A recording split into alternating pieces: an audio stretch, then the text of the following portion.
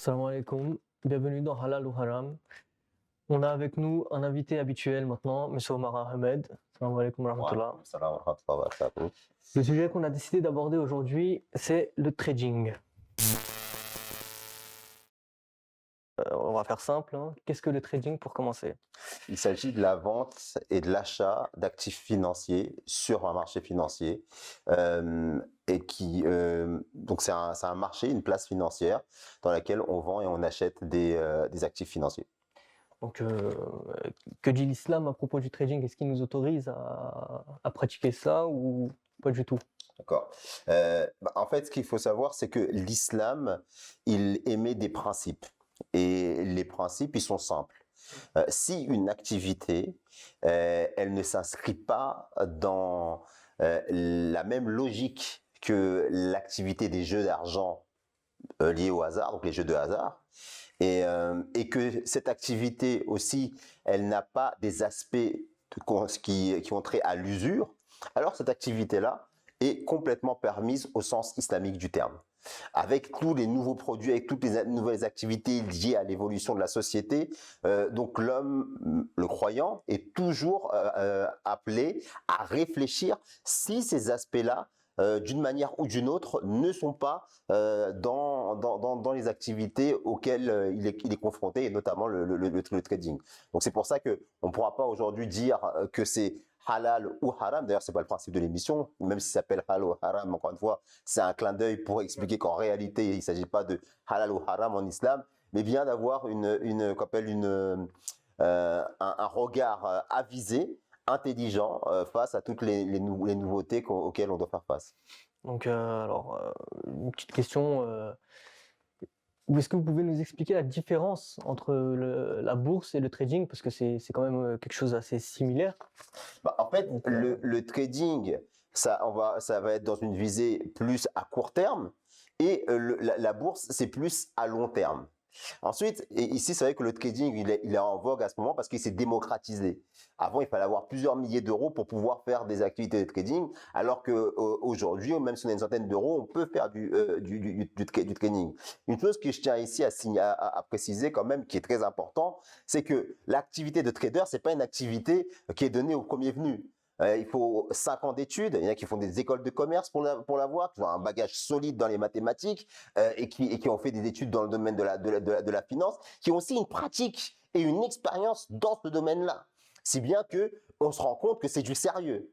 Et malheureusement, le problème de notre époque, c'est que on est face de plus en plus à des gens qui sont cupides et qui veulent exploiter les gens simples et innocents. Donc moi, mon conseil par rapport à ce genre d'activité, vu que c'est carrément une profession, si vous connaissez des gens qui sont des traders sérieux et dont l'intégrité, l'honnêteté ne vous est pas étranger, vous êtes sûr de ces personnes-là, qu'ils vont savoir gérer votre argent et pas le gaspiller de manière inopinée, eh bien dans ces cas-là, à mon sens, si encore une fois l'aspect lié au jeu de hasard et l'aspect lié à l'usure ne sont pas dans cette activité-là, alors bien sûr, c'est une activité auquel le musulman peut s'adonner. Mais encore une fois, dans le cadre de ses limites.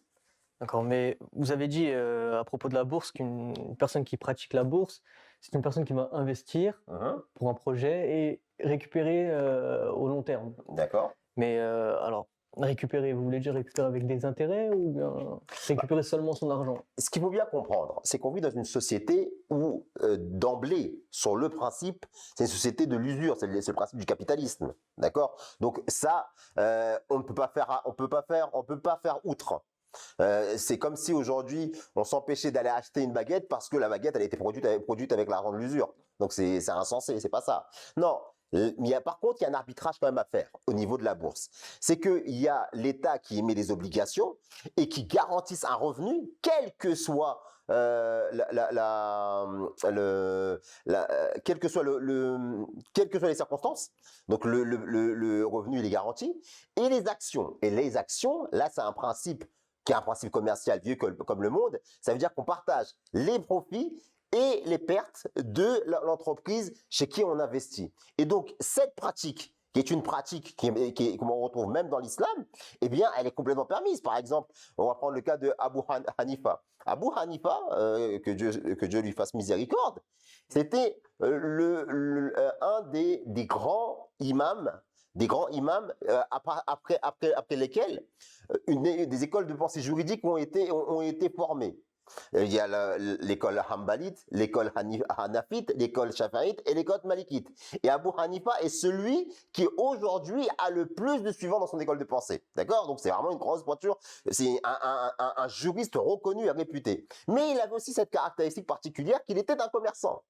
C'était un commerçant à succès en plus. Et tellement les gens lui faisaient confiance qu'il arrivait que des gens posent devant sa porte une somme d'argent en disant s'il vous plaît, investissez-la sur une affaire que vous pensez être fructueuse et ensuite nous partagerons les profits. Donc ce principe est un principe vieux comme le monde et que l'islam n'a pas renié puisque c'est un principe commercial. Donc à ce niveau-là, si effectivement vous investissez en bourse, vous voulez prendre des actions dans des sociétés, ça c'est quelque chose qui est complètement permis.